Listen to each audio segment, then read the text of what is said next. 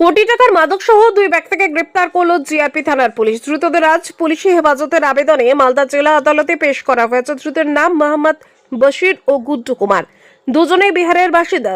GRP থানা সূত্রে জানা গিয়েছে, গতকাল রাতে মালদা টাউন স্টেশনে 2 নম্বর প্ল্যাটফর্ম থেকে দুজনকে গ্রেপ্তার করে জিআরপি থানার পুলিশ। ধৃতদের হেফাজত থেকে উদ্ধার হয় 337 গ্রাম ব্রাউন সুগার ও 438 গ্রাম ইয়াবা ট্যাবলেট। 2025 রাত্রি 10:30 অনুমান। সেই সময় মালদা টাউন রেল স্টেশনের 2 আর 3 নম্বর প্ল্যাটফর্মে দুজন সন্দেহজনক ব্যক্তিকে আমরা আমাদের প্ল্যাটফর্ম ডিউটি এসআই সত্যেন্দ্র পাল এবং ফোর্স তাদের আটক করে এবং তাদের জিজ্ঞাসাবাদে তাদের নাম জানা যায়। একজনের নাম মোহাম্মদ বশির, অপরজনের নাম গুড্ডু কুমার। এদের দুজনেরই বাড়ি বিহারে। তো এদের কাছ থেকে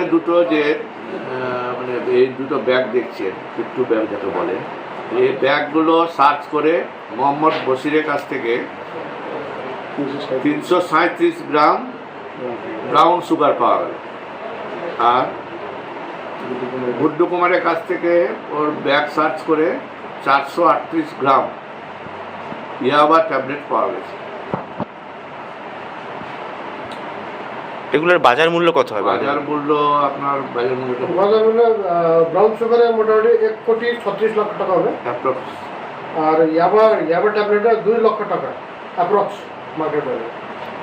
আজকে তোদের আদালতে পাঠাচ্ছেন, পুলিশি কোনো হেফাজতে আবেদন জানাচ্ছেন? হ্যাঁ, ওদের 10 দিনের পুলিশি হেফাজতের জন্য আবেদন কোর্টের কাছে রেখেছি আমরা।